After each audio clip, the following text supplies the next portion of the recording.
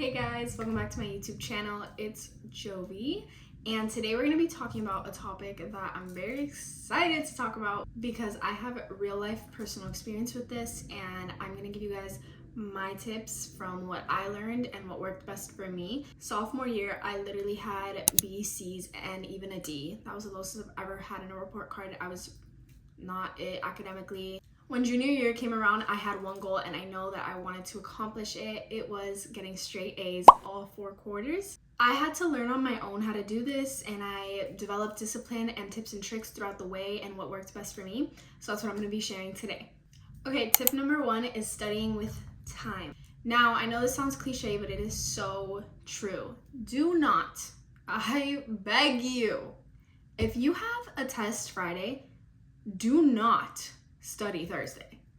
Depends obviously how the test is. If it's an easy test and you're confident and it's a short little quiz, let's say, whatever, then that's fine. You study like 2 days before, whatever, blah, blah. But if it's a big test and it's an important test, let's say, and it's Friday, don't cram everything into Thursday. For example, my AP Euro class, I would have to study a bunch of chapters for the upcoming test. And those tests were usually like, you had to study like 300, 200 pages of the book. What would I do?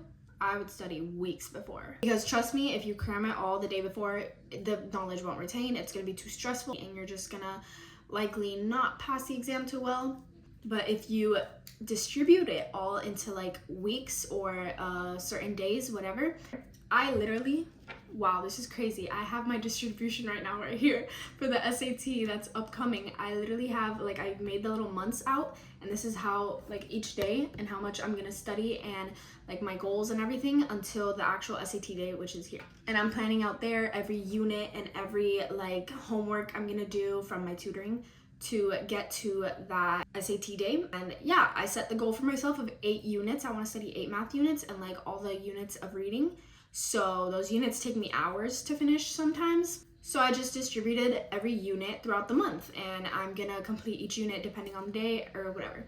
I would suggest, like, let's say an hour, depending on how used you are to studying, or, you know, because it takes time obviously to get used to like a study regimen or whatever. But I'd say like an hour a day. Let's say you have a pretty important test on a Friday, you know what you need to study, right? Let's say the test is on 3 units and each unit takes you an hour. You could just do Monday, unit 1, Tuesday or Wednesday, whatever, unit 2, and then Thursday, unit 3. And then mash it all together, study the last little things, and you're very prepared. Okay, tip number 2 is on studying a bit. I found that these methods really help me remember and absorb information really well. Number 1 is summarizing. Like when I finish studying a topic, I like talking out loud and summarizing the topic in my own words without looking at any book, at anything.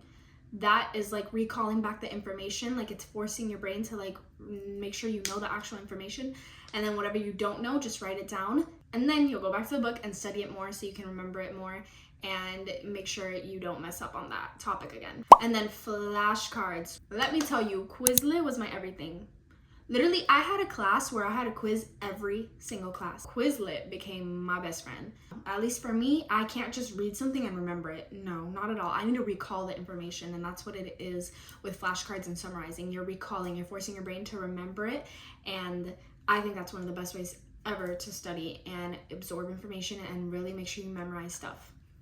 Okay, the third one also goes in with studying, which is the Pomodoro technique. I always forget how to say it, but whatever. You cannot burn out in studying. Like, you need the breaks. Even if you feel like you don't need the break in the moment, just take it. I usually do either 30 minutes studying, 5-minute break, or 1 hour studying, 10-minute break, 1 hour studying, and so forth, whatever. This is so important. Oh my gosh. Sometimes I don't even feel like I need the break. Like, sometimes it's like after 30 minutes of studying, I'm like, I don't need the 5 minutes. I'll keep studying, whatever. 10 minutes into the next study session, I'm like, okay, I'm low-key getting tired. And then I like need the break. So take the break. Like, at the end of the 30 minutes or hour of my studying, I'm already getting like tired. I can feel my difference, and like I'm not focusing better, and I'm just like already like getting tired, whatever. And that's when I know my break is coming up. So then when my break comes up, I take my little mini nap, and oh, it's literally a power nap. Like, I come back and I'm like this, refreshed for studying. Okay, the 4th tip is, this one is like a little, because I found it towards the end of junior year and it really helped me for those nights that I had a lot of homework and it was hard to study, but I still needed to study, what I would do, usually homeworks at night, whatever, and then the morning of school, I would study. So I'd wake up like at 5 a.m. or something, and I'd study for like an hour or two, whatever, before school.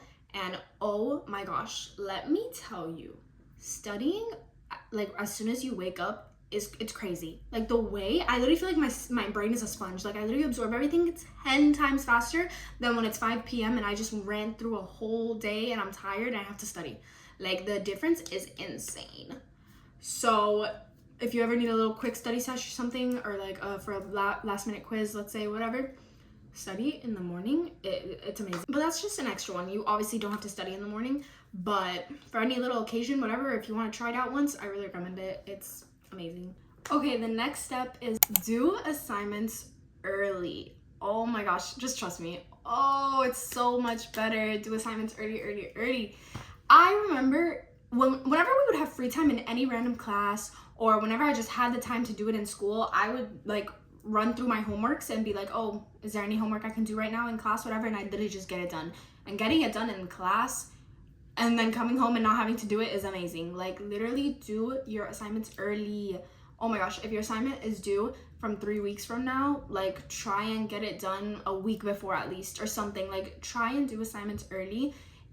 First of all, the teacher will notice that for sure. They will notice that, and that gives you value in their class, and they have more an eye on you as a student, and they'll respect that, and that can work later on in the future. Trust me, we'll bring those points up later. Yeah, do assignments early. It is so worth it. I know in the moment it's like it can be hard to even do it, whatever, but the feeling of doing it after, you feel like you're on top of the world. Like I remember I would literally finish assignments like a week earlier or some days earlier, whatever, but whenever I did, it was so good to just hit that submit button and know that the due date is literally a while from now and I already have it out of the way. Especially for my school is very like it's not an easy school. I don't know how to say it, but we get a lot of work. We have a lot of tests, a lot of quizzes, a lot of homework. So it's very nice to like those little easier homeworks or harder homeworks, whatever it is, get them out of the way so then I have more time for the other stuff. Okay, this one too. Oh my gosh, I'm sounding like a teacher's pet with these things, but I swear guys, this is just genuinely like this is the stuff it takes to like get the straight A's. Like I know this is like be so for real, but let me tell you that this literally saved me my like second quarter. Do extra credit assignments. I'll never forget my second quarter. I had all A's and 189%, a B, and I was like, oh no, this is not gonna ruin my straight A streak, whatever, blah blah blah. And then the last assignment the teacher had to put in was an extra credit assignment from like 2 weeks ago, and I just did it because whatever, even though I thought I was already gonna end up with an A, but I just did it just in case, whatever.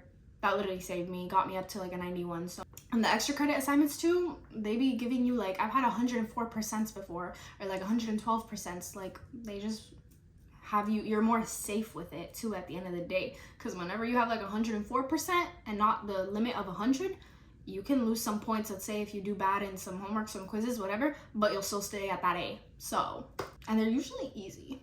They're usually really easy, and it's like super quick, and it's worth it because you get an extra grade out of it, whatever. Guarantee that you have more A's in your grade book. Okay guys, this is one of the biggest things I learned, because throughout my years of high school, I never really had a relationship with my teachers because I just wasn't that, like I was never a straight A student until junior year. So I was like, whatever, since I feel like I was just like normal, like everyone else, like whatever, you get in class, the teacher teaches, you leave, whatever, blah, blah, blah. But having a relationship with your teachers is so important. And trust me, when they see all this little combined effort, and like teachers, they can tell who's in it to win it, who's not. So having a good relationship with them, or even showing participation in their class, is they're definitely gonna catch on to that, and they will notice you. Even if they don't tell you, you'll be highlighted to them, trust me. Participate in class, talk with them after or before class. I would do this like I'll just like ask a quick little question, like when the bell rings, I'll go up to their desk and ask them whatever. Or I would do it before class too. As soon as I would, like if I would get into class earlier, I just ask them a quick question about like, oh, what's the quiz about? Oh, could you tell me like the upcoming test, like what should I really study and focus more on, blah blah blah. That little like small talk, they're gonna notice that, and this helps you. Oh my gosh, because it helped me, guys. I'm telling you, this helps you the last weeks when those grades are getting wrapped up and you need a little boost or something. They're gonna help you. I'm not even gonna lie. you showed like you cared and you had that little relationship with them, whatever, blah blah blah. What do you think? Or an email. Oh my gosh, guys, email your teachers if you have questions. Like if it's the weekend and you have a question and you're like, dang, but my teacher isn't here, like I can't email them. Like my teachers would always answer. I had these 2 teachers. I think I would email them like on a good monthly basis about like random stuff, about like the homework, the this, or like, oh, this assignment, rah, rah. And they noticed that. And like I remember with one of those teachers that I would email quite a bit, and I would talk to her before and after class, and I would participate in her class, whatever. She said in the beginning of the year, guys, I'm super strict on recommendation letters for college. Like I'm literally only choosing 3 students, so whoever, like I'll just see, whatever, blah blah blah. It's the end of the year. I go up to her, I'm like, hey Miss So-and-so, like I was wondering if you could do a recommendation letter for me. Like I know you just have a limit of like 3 students, but it would mean a lot of... She literally interrupted me. She's like, of course, Jovi, like yes, you've been working so hard in my class, like I can tell you're blah, blah, blah. And she just started like motivating me so much, and she was saying super sweet stuff, and I was like I've never felt that before, because I never was like, I don't know, but it feels good at the end of the day for like somebody to see your effort and like all that. But yeah, so having that little relationship with her and the good grades and all that, whatever, it ended up helping me get her as a recommender. Okay, the last 2 tips. The first one is have a healthy lifestyle. I feel like it all around helps, especially because studying isn't easy all the time and it gets pretty obnoxious and annoying. But if you balance everything with a good healthy lifestyle, it'll feel much better. Get the sleep you need. Exercise, going to the gym helped me a lot with like my stress. The stress that junior year gave me was insane, but I liked releasing it a lot at the gym, so that helped me a lot. And dieting too. I feel like whoever has tried this like knows, and it's true.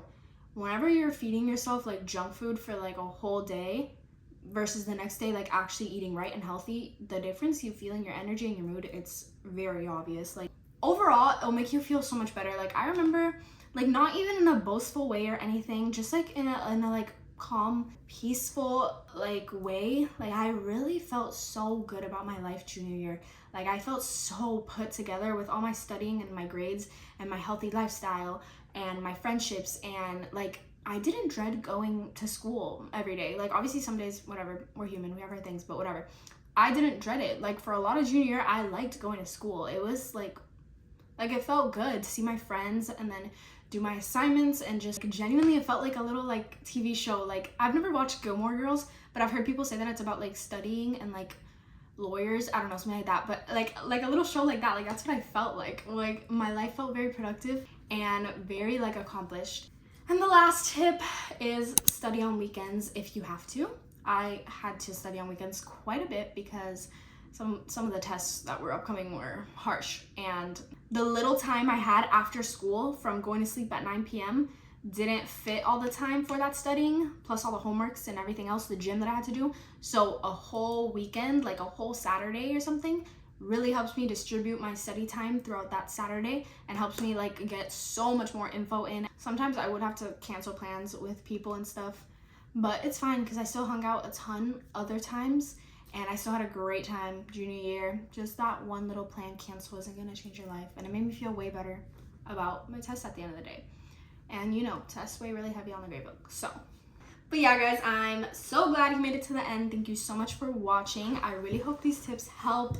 And I know it gets hard. It's really stressful at times, and it can be very discouraging, and a lot of times you're lacking motivation. But what matters is that you keep on going. Like literally keep pushing, and you got it. But I guarantee you these tips will definitely help you become a straight A student, obviously with other stuff that you guys could include, or the effort and discipline too, because it's a discipline thing too, you know. But hey, I was never a straight A student in high school. Freshman, sophomore year, not at all. And I decided I'm gonna do it junior year, and I really thought I couldn't because of how bad I did the other years. I did it. If you put the work in, it literally always works. Thank you guys so much for watching.